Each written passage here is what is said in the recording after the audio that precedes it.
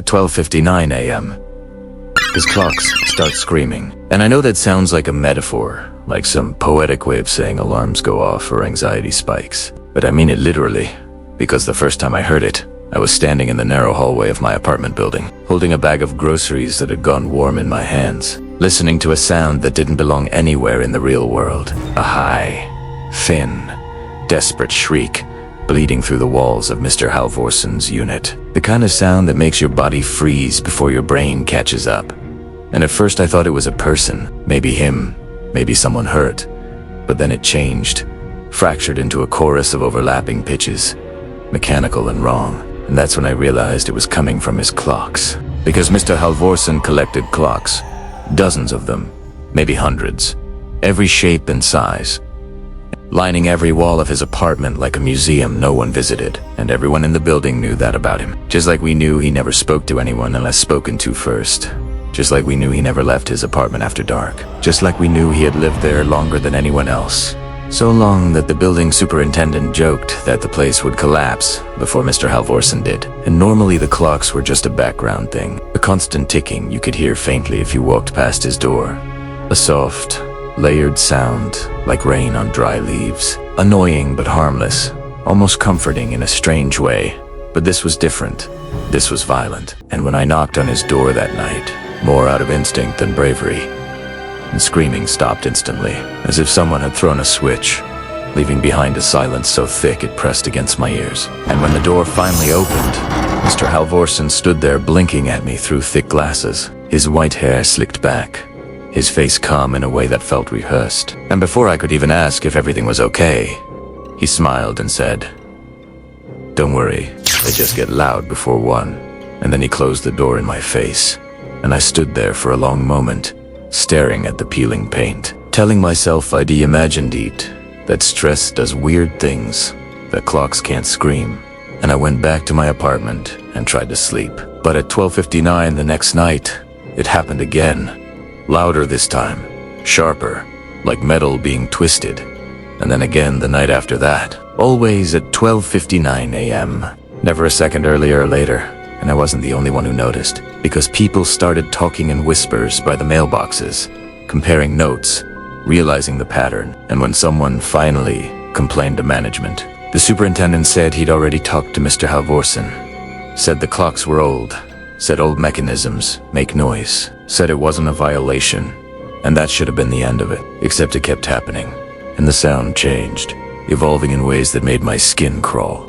Sometimes rising and falling like sobbing, sometimes breaking into stuttering bursts that felt almost rhythmic, like something trying to speak a language it didn't understand. And I started waking up just before 12:59, heart racing, body tense, as if some part of me knew it was coming. And I'd lie there in the dark, staring at the ceiling, counting my breaths, waiting for the scream to tear through the walls. And every night, without fail, it did. And after a week of that, I did something stupid. I started paying attention to my own clock, the cheap digital one on my nightstand, because I wanted to see if it reacted, if it glitched, if there was some electrical explanation. And the first time I watched it, at 12:58, everything was normal. The red numbers steady, but as the minute changed, as it rolled toward 12:59, the screen flickered, just for a fraction of a second. And then, right when the screaming started next door, my clock froze.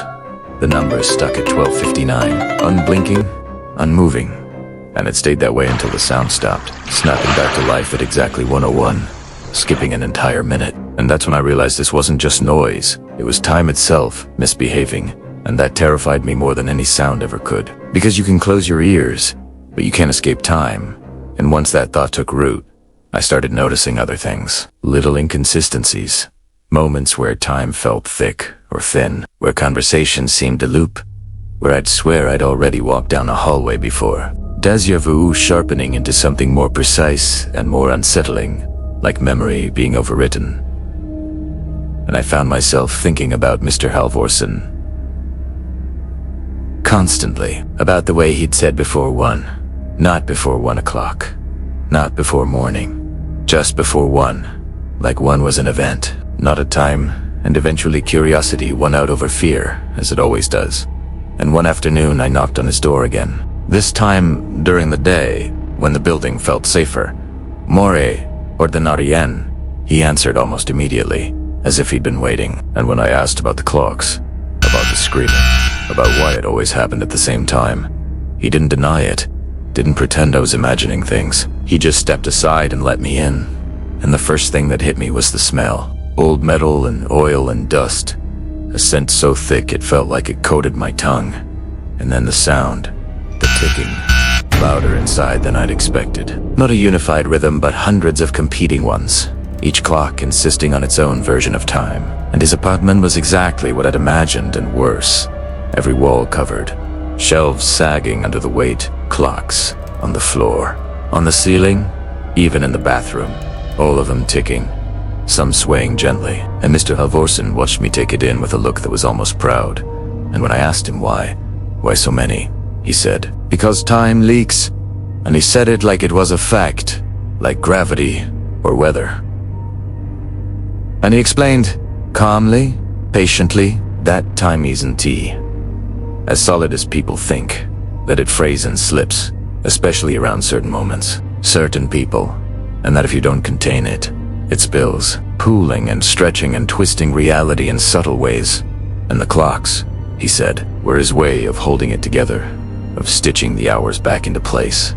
And when I laughed nervously, when I said that didn't make sense, he just smiled sadly and asked me if I'd noticed anything strange lately. Any missing minutes?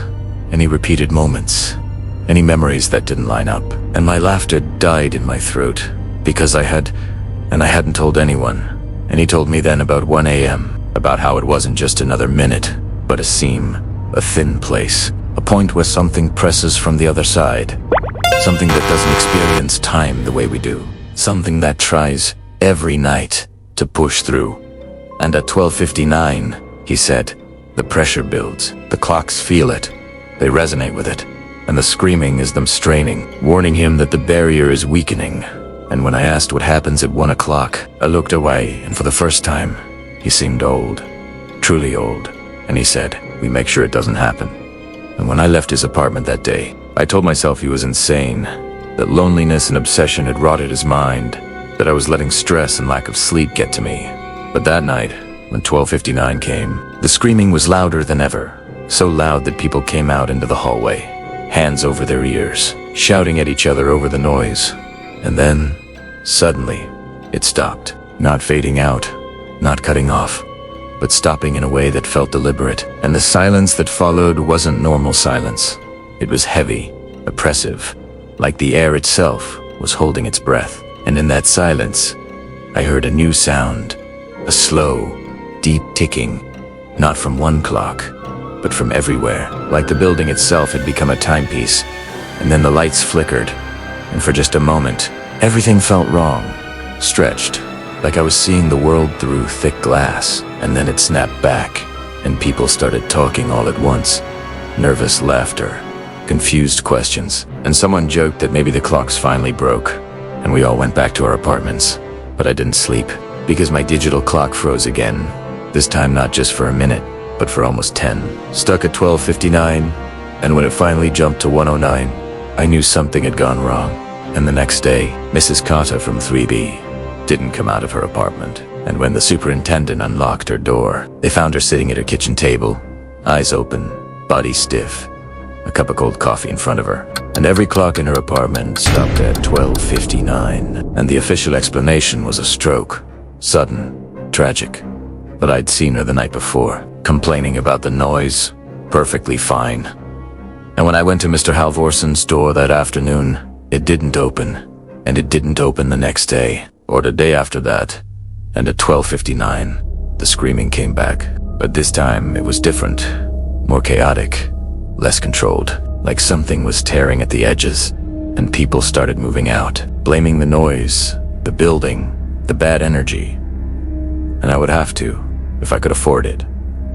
But I was stuck, and with each night, the symptoms got worse. Clocks losing minutes, phones resetting, security cameras glitching, and then people started forgetting things. Small at first, names, appointments, but then bigger things, entire conversations, entire days.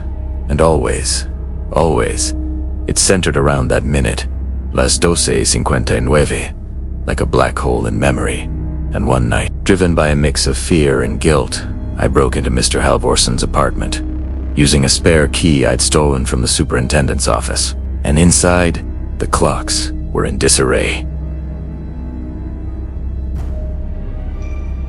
Some smashed, some stopped, others ticking wildly out of sync. And in the center of the living room, there was a space cleared. A circle of old watches laid out on the floor, and in the middle of that circle was a notebook. And when I picked it up, my hands shaking, I saw page after page of cramped handwriting, dates going back decades, notes about fluctuations, about containment failures, about sacrifices. And that's when I understood what he meant by we. Because there were names crossed out, residents, former tenants, people who'd lived in the building and died suddenly, always around 1 a.m., always officially explained away. And they weren't victims of the clocks. They were part of the mechanism. Anchors, people whose time was taken to reinforce the seam, to keep whatever was pressing through at bay. And the screaming, the clocks screaming, was a warning that the system was failing, that Mr. Halvorson couldn't hold it alone anymore. And as I stood there, the ticking grew louder, accelerating, and my phone buzzed in my pocket, the screen lighting up with the time, 12:58. And I knew, with a certainty that hollowed me out, that I had been drawn into this, that my curiosity, my attention, had marked May. And when the clock started screaming again, right on cue, it wasn't just sound this time, it was pressure. A sensation like hands pressing against my skull from the inside. I saw it then, not clearly, not fully, but enough. A shape in the air, a distortion, like heat shimmer, but darker, denser, something leaning into the world. And I understood that time wasn't leaking. It was being eaten, siphoned off by something that existed in the spaces between seconds, something that needed our structure, our clocks, our schedules, to find its way in. And Mr. Halvorson had spent his life holding it back, feeding it just enough to keep it contained. And now he was gone, and it was hungry. And when my phone flipped to 12:59, everything stopped. Not just the clocks, not just the sound, but me. My breath caught, my thoughts frozen. And in that suspended moment, I felt something look at me, truly see me. And it knew my name. Not because it had been told, but because names are just another way of measuring time. And then, just as suddenly, it released me. The world lurched forward, and I was on the floor, gasping. The clock's silent, and I ran. I ran out of that apartment, out of the building, into the street, not stopping until my lungs burned. And when I looked at my phone again, it was 1 a.m. exactly, and for one blessed night, there was no screaming.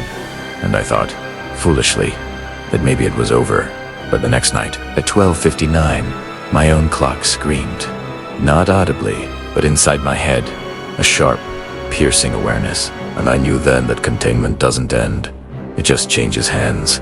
And now, every night, I sit surrounded by clocks I've started collecting, watching the minute approach, listening for the scream. Because if I don't, if no one does, whatever waits on the other side of 1 o'clock will finally step through. And time, the thing we trust more than anything else, will be the first thing it takes.